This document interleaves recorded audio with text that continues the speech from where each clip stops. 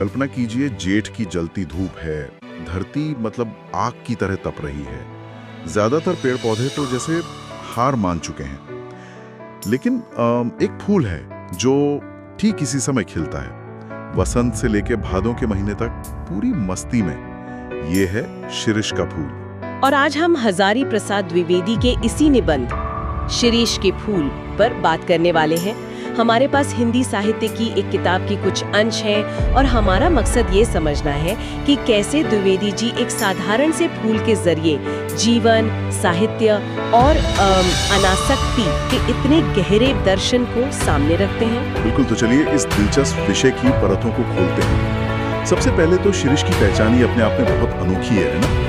लेखक बताते हैं कि जहाँ आमलातास या गुलमोहर जैसे फूल कुछ ही हफ्तों में अपनी चमक खो देते हैं, वहीं शिरीष वसंत के आते ही लहलहा उठता है और गर्मी में भी हल्का फूलता रहता है। और इसकी सबसे हैरान करने वाली बात है इसकी मजबूती। द्विवेदी जी एक बहुत मजेदार ऑब्जर्वेशन देते हैं। वो कहते हैं कि शिरीष के पुराने फूल तब तक डाल पर डटे रहते हैं जब तक नए फल और पत्ते मिलकर उन्हें एक तरह से धकिया कर बाहर नहीं कर देते। ये एक तरह की जीजीविषा है, मतलब जीने की इतनी प्रबल इच्छा। हाँ, ये धकिया कर बाहर करने वाली बात, ये कमाल की इमेज है। ये सिर्फ जीने की इच्छा नहीं, बल्कि शान से जीने की इच्छा है। जब सब मुरझा गया हो तब खिलना। और लेखक एक बहुत सुंदर बात कहते हैं कि शिरीष वायुमंडल से अपना रस खींचता है। ये वायुमंडल से रस खींचना, इसका क्या मतलब है? इसका बहुत गहरा मतलब है। देखिए, आज की भाषा में हम इसे रेजिलियंस कह सकते हैं, मतलब मुश्किलों से टूटना नहीं, बल्कि उनसे और मजबूत होना। द्विवेदी जी यही कह रहे हैं, ये विपरीत परिस्थितियों को ही अपनी ऊर्जा का स्रोत बना लेना है, जैसे कोई तपस्वी होता है ना। वाह, ये तो कमाल का पर्सपेक्टिव है। लेकिन यहीं पर एक बहुत दिलचस्प मतलब कॉन्ट्रडिक्शन सामने आता है। एक तरफ द्विवेदी जी शिरीष को एक मजबूत, कठोर फूल के रूप में देख रहे हैं, लेकिन संस्कृत साहित्य और खासकर महाकवि कालिदास इसे बहुत ही ज्यादा कोमल मानते थे। बिल्कुल, और यही विरोधाभासी इस निबंध का दिल है। कालिदास का मानना था कि शिरीष पुष्प केवल भौरों के पदों का कोमल दबाव सहन कर सकता है, पक्षियों का तो बिल्कुल नहीं। सिर्फ भौरों का? हाँ, सोचिए कितना नाजुक माना गया है इसे। द्विवेदी जी इस बात से पूरी तरह सहमत नहीं है। वो कालिदास का सम्मान करते हैं, लेकिन अपनी आंखों से देखे हुए सच को भी नहीं नकारते। और ये सिर्फ एक साहित्यिक बहस नहीं है, सही है ना?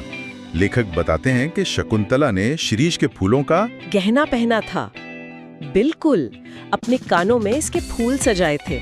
इससे पता चलता है कि कालिदास के जीवन में इस फूल का एक खास स्थान था। अच्छा, तो क्या हम ये कह सकते हैं कि कालिदास इसकी कोमलता के प्रेमी थे, जबकि द्विवेदी जी उसकी कठोरता के प्रशंसक हैं? जीवन संघर्ष के दार्शनिक हैं, वे उसकी मजबूती और जिजीविषा व सौंदर्य देखते हैं। एक ही फूल, लेकिन दो महान साहित्यकारों के लिए उसके अर्थ कितने अलग हैं। और इसी मजबूती के कारण लेखक शिरीष की तुलना एक अवधूत से करते हैं। एक मिनट, मुझे यहाँ कुछ समझना है।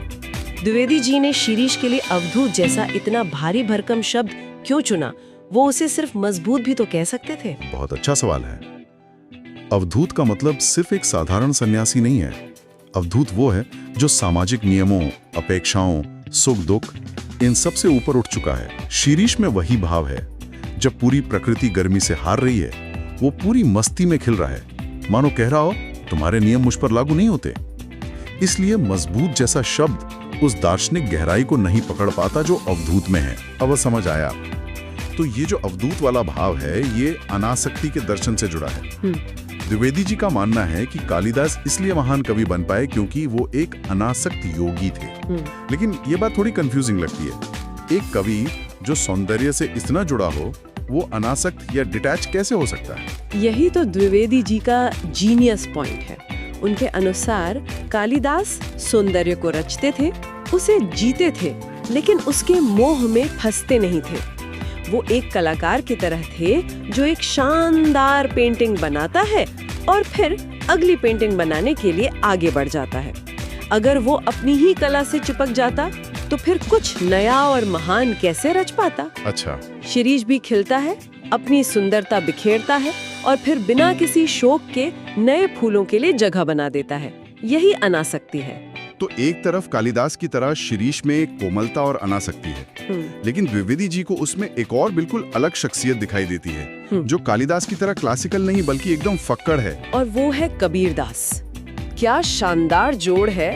द्विवेदी जी कहते हैं कि शिरीष में कबीरदास जैसी फक्कड़ाना मस्ती है। कबीर भी तो एक फक्कड़ थे, जो दुनिया के हिसाब किताब में नहीं उलझते थे, जो सच लगा कह दिया, चाहे किसी को अच्छा लगे या बुरा। कबीर, कालिदास और कबीर, ये तो बहुत अनएक्सपेक्टेड कॉम्बिनेशन है। एक राजसी कवि और दूसरी तरफ समाज को चुनौती देने वाले फक्कड़ कबीर। एक फूल में ये दोनों कैसे हो सकते हैं? यही तो द्विवेदी जी की खासियत है। वो कहते हैं कि जो कवि अनासक्त नहीं हो सकता, जो फक्कड़ नहीं बन सकता, जो हर बात का लेखा जोखा मिलाने में उलझ गया, वो कवि कैसा? महान कलाकार बनने के लिए ये दोनों गुण चाहिए। कालिदास की तरह सौंदर्य रचने की क्षमता और कबीर की तरह सच के साथ खड़े रहने की फकड़ाना मस्ती। शिरीष में ये दोनों हैं। कमाल है। अब यहाँ से लेखक शिरीष के फूल से मिली सीख को हमारे जीवन से जोड़ते हैं। वे एक मजेदार लेकिन बहुत तीखा व्यंग्य करते हैं। वो कहते हैं कि शिरीष के पुराने फूलों को देखकर उन्हें उन नेताओं की याद आती है जो अपनी जगह नहीं छोड़ते। हाँ, जो तब तक अपनी कुर्सी से चिपके रहते हैं जब तक नई पीढ़ी उन्हें धक्का मारकर निकाल नहीं देती। बिल्कुल। और ये सिर्फ राजनीति की बात नहीं है, ये हर उस जगह लागू होता है जहाँ लोग बदलाव को स्वीकार नहीं करते हैं। द्विवेदी जी कह रहे हैं कि प्रकृति का नियम ही परिवर्तन है। जो नया है वो पुराने को हटाएगा ही। इसी बात को समझाने के लिए वो तुलसीदास का एक दोहा भी बताते हैं ना। हाँ, वह तुलसीदास को उद्धृत करती हैं। धरा को प्रमाण यही तुलसी, जो फरा सो झरा, जो बरा सो बुताना।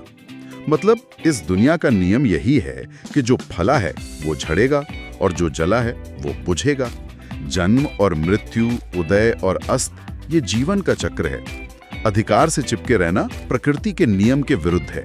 ये कोमल और कठोर होने का जो विरोधाभास है, ये द्विवेदी जी को एक और महान व्यक्तित्व की याद दिलाता है, महात्मा गांधी। लेखक सोचते हैं कि गांधी जी भी शिरीष की तरह ही कोमल और कठोर एक साथ कैसे हो सके, और इसका जवाब भी लेखक शिरीष के उदाहरण से ही देते हैं। वे कहते हैं कि शायद गांधी जी भी शिरीष की तरह ही वायुमंडल से रस खींचते थे। अच्छा। इसका मतलब है कि वो किसी सत्ता या बाहरी ताकत पर निर्भर नहीं थे।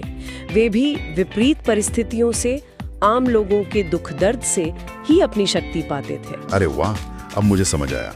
तो गांधी जी का वायुमंडल से रस खींचना मतलब आम लोगों के संघर्ष से अपनी ताकत पाना था। उनका शरीर दुबला पतला, बाहर से कोमल, लेकिन उनका संकल्प वज्र की तरह कठोर था। द्विवेदी जी ने एक फूल के जरिए गांधी जी के पूरे पॉलिटिकल फिलॉसफी का सार बता दिया। ये तो ब्रिलियंट है। बिल्कुल, यही इस निबंध की खूबी है। ये सिर्फ एक फूल के बारे में नहीं है, ये जीवन को देखने के एक नजरिए के बारे में है।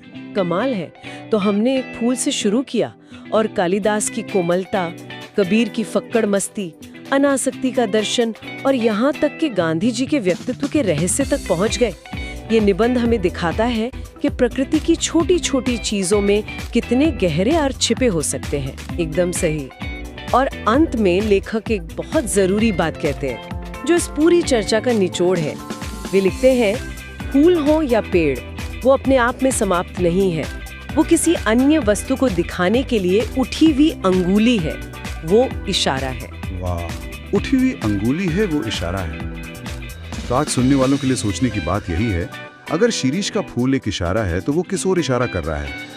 शायद मुश्किलों में डटे रहने, अनासक्त होकर कर्म करने और समय आने पर ग्रेसफुली जगह खाली करने की ओर।